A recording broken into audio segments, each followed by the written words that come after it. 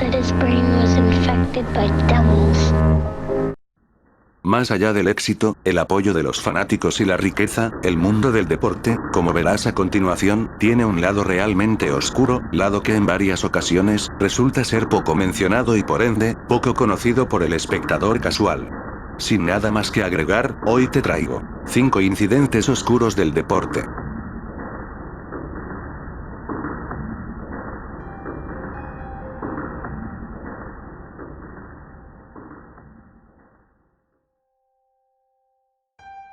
El fútbol es posiblemente el deporte más famoso del mundo.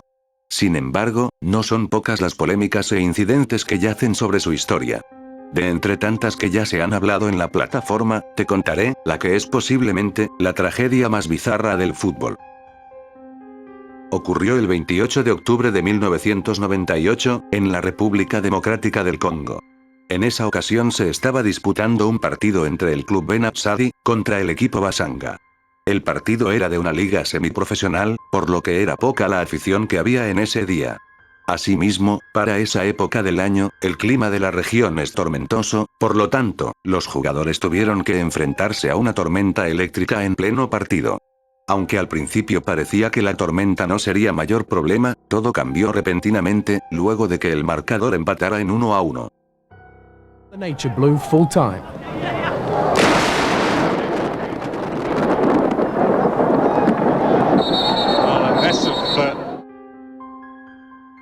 Y es que, de la nada, un rayo cayó en el campo de juego, y mató a los 11 jugadores activos del Ben Absadi. Los jugadores se desplomaron haciendo gestos de dolor mientras se sujetaban los oídos y los ojos. Asimismo, los jugadores del equipo que estaban en la banca, junto a 30 espectadores fueron alcanzados por el rayo, sufriendo quemaduras leves. Sin embargo, como si fuera un capricho del destino, ninguno de los jugadores del equipo de Basanga resultó herido, pese a estar en el mismo radio de impacto. Esta coincidencia pasó a ser motivo de sospecha de que los de Basanga habían hecho brujería a sus rivales. Estas acusaciones se tomaron muy en serio, pues en África Central y Occidental, el tema de la brujería no es una simple superstición. Sin embargo, la teoría más aceptada dice que posiblemente, los jugadores de Absadi fueron electrocutados por usar tacos con tornillos metálicos, mientras que los del Basanga no. Sea como haya sido, esta prevalece como una de las historias más peculiares y trágicas del deporte. El equipo del Ben Absadi jamás fue rehecho después del incidente.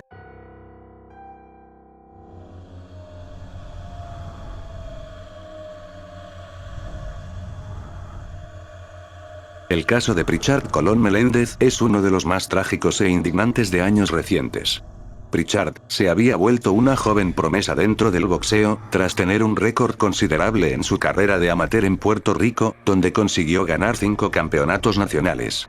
Para 2012, Pritchard, quien tenía 20 años, decidió volverse boxeador profesional. Su récord como aficionado quedó en 170 victorias y 15 derrotas. Desde 2013 a 2015, Pritchard demostró al mundo su nivel, derrocando a cuanto rival se le pusiera enfrente. De hecho, se había hecho conocido también por mantener un calendario bastante lleno, peleando entre 5 y 7 veces al año, algo poco común para un boxeador profesional. El 17 de octubre del 2015, Pritchard tendría una pelea contra Terrell Williams, a tan solo un mes del reñido encuentro entre Colón y Vivian Harris.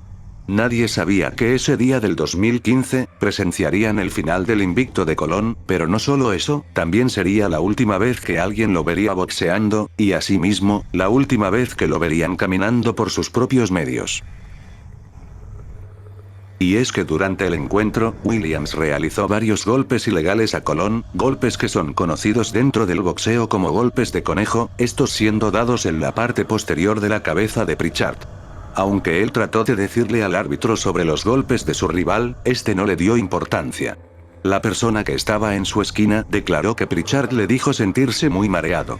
La pelea terminó por descalificación a favor de Williams. Sin embargo, la batalla más fuerte vendría después de bajar del encordado. Pritchard empezó a vomitar y sentirse muy mareado, fue llevado al hospital donde le diagnosticaron una hemorragia cerebral. Debido a esto, Colón entró en coma por 221 días. Tras ser llevado a múltiples centros asistenciales, Colón terminó siendo tratado en casa de su madre, donde, desde abril del 2017, ha permanecido en estado vegetativo persistente. Ese año la familia de Pritchard realizó una demanda en contra de la promotora y los médicos del ring por un valor de $50 millones. A fecha de edición de este video, el caso no se ha resuelto. Mientras tanto, Pritchard pudo ser visto en varios vídeos grabados por su madre mientras realizan las terapias, que esperan, al menos, recuperar un poco de la vida de Pritchard, que fue interrumpida de manera abrupta.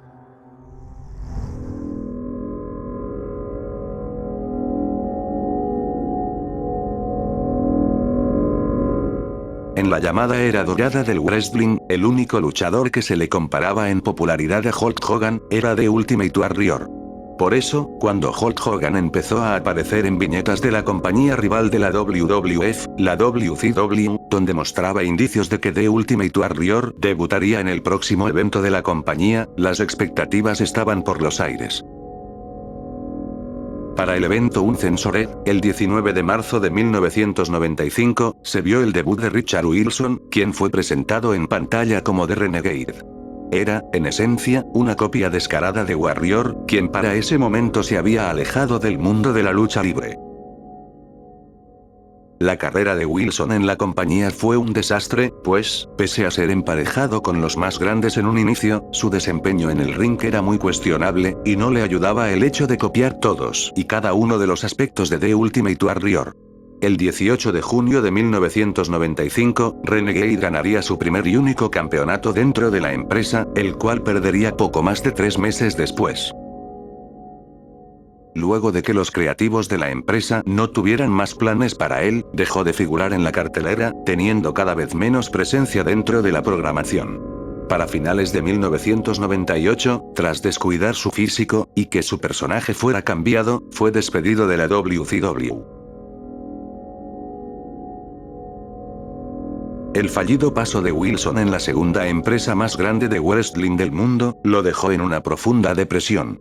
Ni siquiera las empresas independientes estaban interesadas en contratarlo, por su desastroso paso como The Renegade.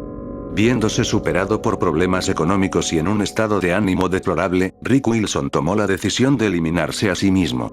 El 23 de febrero de 1999, el cuerpo de Richard Wilson de 33 años fue encontrado en su casa con una herida de escopeta hecha por él mismo.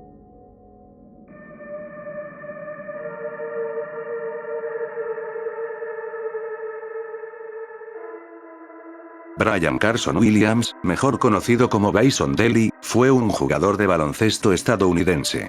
Desde los 21 años jugó en equipos de las grandes ligas de la NBA, desde los Orlando Magic, hasta los Chicago Bulls junto a Michael Jordan. En 1997 ganó el título de campeón de la NBA, mientras jugaba para los Detroit Pistons. Incluso fue pareja de Madonna. Bison decidió retirarse en 1999 a la edad de 30 años. Pese a tener una muy buena carrera, Bison es mayormente recordado por el trágico incidente que puso fin a su vida. Y es que Bison tenía un hermano mayor, llamado Kevin. Según se decía, Kevin y Bison no se llevaban del todo bien. En julio del 2002, mientras Bison disfrutaba su retiro junto a su novia Serena Carlan, viajaron por el Pacífico Sur, en el catamarán propiedad del exjugador. En ese viaje iba la pareja, el capitán de la embarcación, Bertrand Saldo, y el hermano de Bison, quien había cambiado su nombre a Miles Davor, zarpando en Tahití.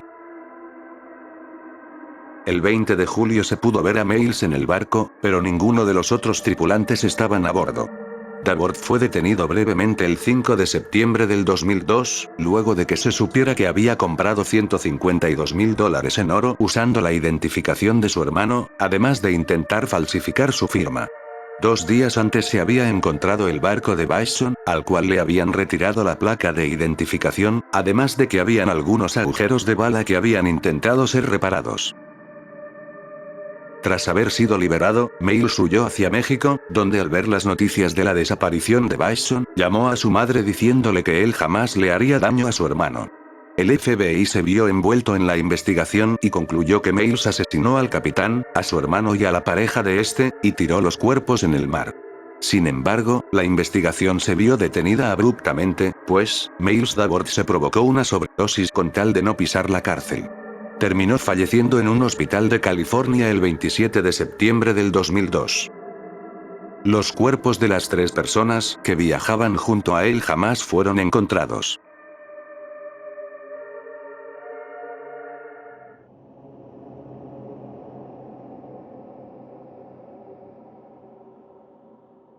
Jovan Belcher fue un jugador de fútbol americano, nacido el 24 de julio de 1987.